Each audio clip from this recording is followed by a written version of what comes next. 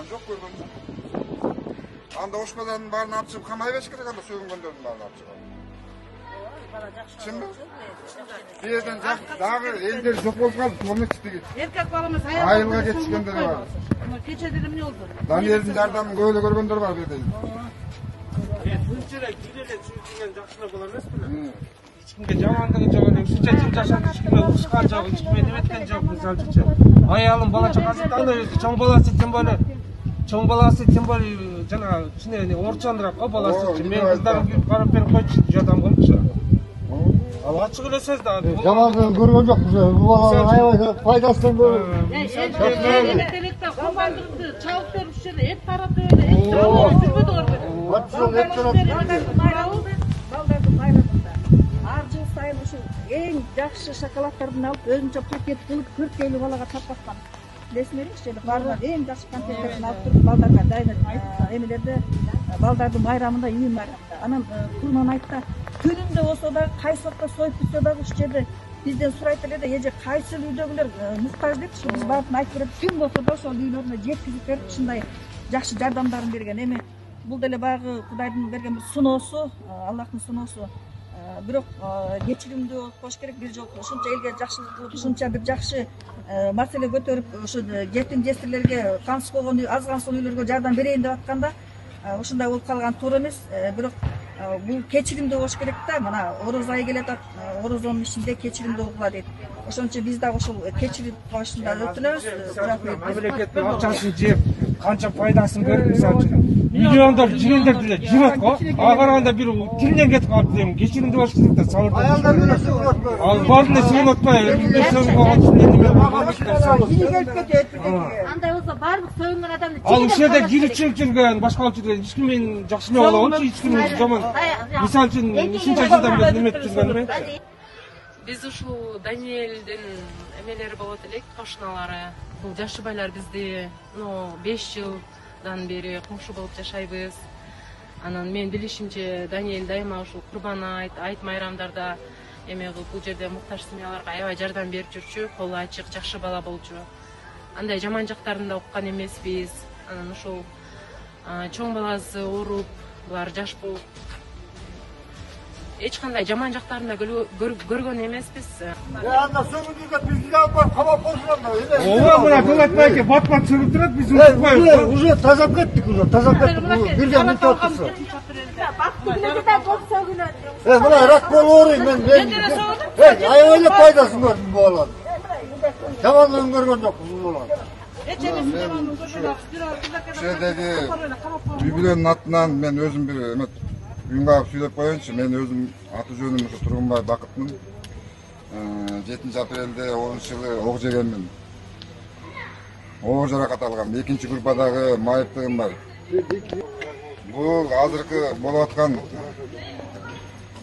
жумуш боюнча Даниэлдин Ажиев Даниэль, бул биздин кошунабыз болот эле. Бул баланы биз 8 жыл калп айтпасам 8-9 жылдан бери мына ушул жерде мына Реосенердин үйүнөн үй алып ушул жерде жашап атат. 2 баласы бар, апасы болсо күйөөсү жок, жесир аял, жакшы тааныйбыз. Даниэлдин болсо 2 баласынын бирөөсү болсо инвалид болуп калды. Эми ал жаш баланын ушундай кылып кетирген күнөөлөрүн, айткан сөздөрүнчү биз мынтип ойлойт элек да. Бул деген жаштык кылып койду биринчиден. Бул дагы баягы жумуш алдында өзүнүн бир кыймыл аракетинин артынан бир тил табышпагандыгы үчүн ушундай агрессивный сөздөрдү сүйлөп алды окшойт го биздин эмебизче. Анан бул баланы негизинен биз эч кандай жамандыгын көргөн эмеспиз. Мына ушул жерден кирип чыгат үйдөн. Анан бул баланы мына эми камап койгонуна өтө биз нааразы болуп атабыз да. Биз улуу урматтуу президентке кайрылат элек. Сооронбай Шарипович, биз сизди шайлаганбыз. Биз чындык деп чыгып, ок жеп 2-чи группада инвалид болдук. Бу жерде 2-чи, 3-чү группадагы бүт инвалид балдар бар. Мына бүт баарын ташсаңыздар болот. Мына бүт баласы өлгөн, жолдош өлгөн келин кыздар турат. Бүт анан кийин мындай да. Биз ал баланы үй камагына деле чыгарып койсоңуздар, ал качканга деле качпайт ал бала. Күнөө иш кылды, качпайт. Анан кийин ал баланы эми качып, мынакей жаян балыктар Кыргызстанды жеп көңтөш баарын кылган адамдар эчтеле жүрбөйбү? Жыргап эле, чет мамлекте ойноп эле. Эми мындай бир акыйкат болуш керек да. Сотторго кайрылат элек.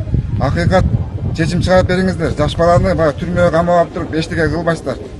Түрмөдөн оңолбойт ал бала. Анын семьясын ким багат? Мисалы үчүн. Эки баласы түрүлө жетим болуп калып атат. Бир баласы болсо ини бар. Кудай андайдын башка эч кимге салбасын. Эми айтарым, сотторду акыйкат чечим кабыл алыңыздар, соттор. Урматтуу соттор. Мына элдин атынан Даниэл үчүн биз ошо элден кечирим сурайбыз сөккөн үчүн. Мына кошуна катары. Ошо акыйкат чечип бериңиздер. Шайлоо учурунда ушу президентибизди түнү күнү чуркап биз шайлаганбыз. Акыйкат карап коюңуздар, карапайым калып. Бул баланын деле жамандыгын көргөн жокпуз. Бул бала көп бизге жакшылык кылды. Биз бул баланы эч ар кандай мындай жамандыгын көргөн жокмун. Биз ынтымакка десе ынтымакка келип, тияка десе тияка келип, бизге көп жардам берди. Мен ушул баланы такыр ушул балдарын жетим калтырып ушундай кабаганга туура эмес. Сөгүнгөндө аялдар деле сөгүнүп атпайбы мындай. Болбойт да муну силерде сураныч. Мына мен рагорус менен оорuyum. Мен ушул убакка чейин жардам берип жүрдүм. Мен ал баланы жакшы билем мен. Жамандыгын көргөн жокпуз.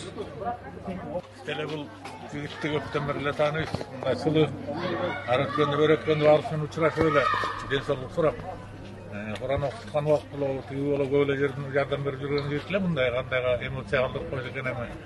Өкмөт деле дайын жок эле ошону төрө майда чүйдага кичине кой берип эле койгонго мындан кыйындарды эстеге ала алышпайт анан тургандай семьялуу жакшы жигитти камаганда эмне пайда.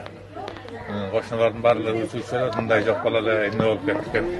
Ошон үчүн баары жогул айтып атканыбыз ушул эми. Колунан келсе соттор деле карап кичине штрафын салабы предупреждение берсе иши чыгарып берсе деген оюбузда биз кошунат.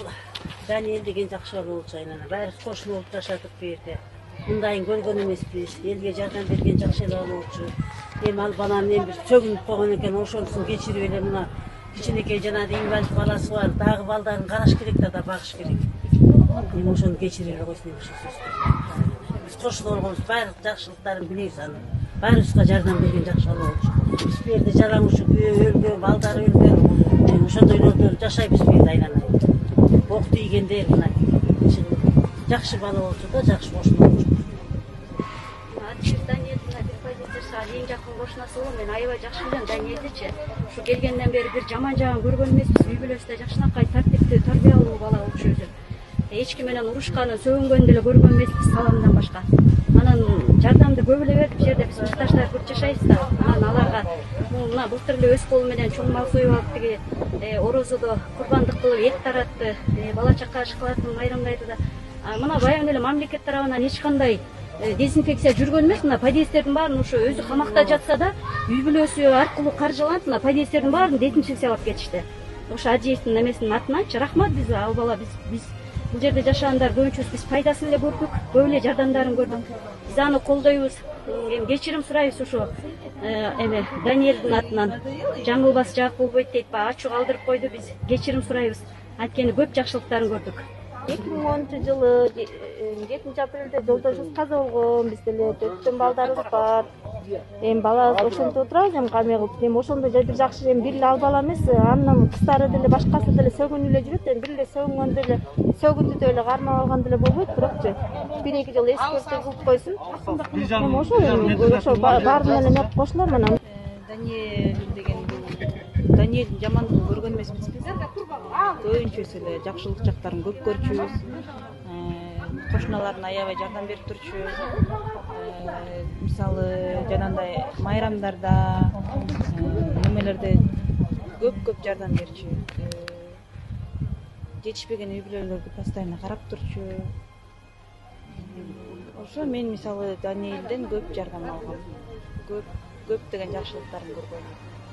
Эми ал сөгүнсө элдин баары эле сөгүнөт, азыр Даниэлдин кыздардын баары сөгүнөт.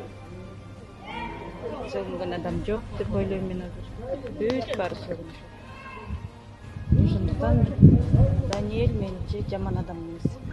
Ушул Даниэль менен жубайы биз 5 жылдан бери комшу болуп жашайбыз. Даниэлдин эч кандай жаман жактарын көргөн эмеспиз. Мындай иштер менен алек болгонун деле билген эмеспиз. Даниэль аябай ак көңүл, колу ачык, жакшы бала. Мен билишимче ушул үйдө, мына домдогу муктаж үй бүлөлөргө дайыма курбан айт майрамдарда жардам кылып турчу. Ачукандуулукка алдырып, сөгүнүп, эме кылып сүйлөп коюптур. Жаш, эми жаңы түптөлүп келаткан семья болгондуктан бул жаш балага келечегине балта чаппай эле шанс берип, жаш үй бүлөгө бир жолу дагы шанс берип кечирип коюңуздарды суранабыз. Биз Даниэлдин кошулары болобуз. Домдо көп жылдардан бери жашайбыз. Ал баланы жакшы тааныйбыз. Жакшылык жамандыктарда ошол жакта жардам берип жүрчү.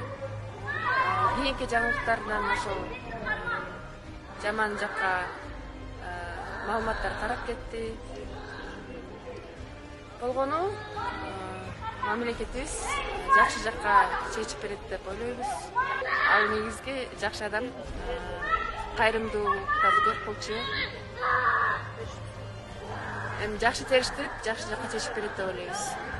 Эми Даниэль көрүлө жүргөн жакшынакай жакшы болчу, мени көптөн бери жашайт, биз көрүлө жүрөбүз аны. Мага деле жардамы тийип, эмеси уйпуймо эмелерди союп берчи. Мен деле 2 жетим бала мисалы. Ошолорго жардам бериле жүргөн жакшы эле болчу. Анан мындай жинди келсе бирдеке эметип койгондур дейм ба. Ачуу дегенди эме баса албайсың. Эми бала чакасы бар неме экен, бул жаш балдар өссүн деп. Бизде тур эмес.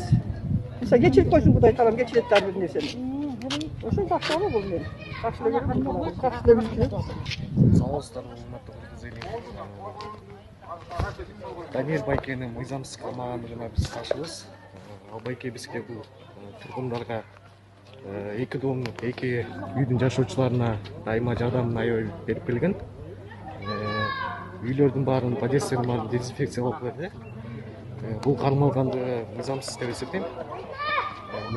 Даниэль байкени тезинен бошотушун талап кылабыз.